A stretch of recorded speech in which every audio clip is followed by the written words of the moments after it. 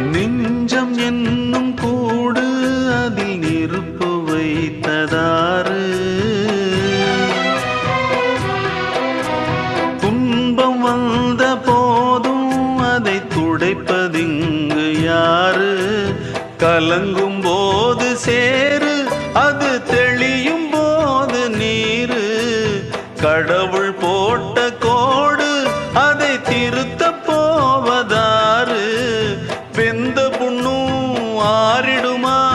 வேதனை தான் தீர்ந்திடுமா? விண்ணுக்கும் மண்ணுக்கும் சம்பந்தம் உண்டுன்னு சொன்னது யாரு? அது மன்னவன் பேரு.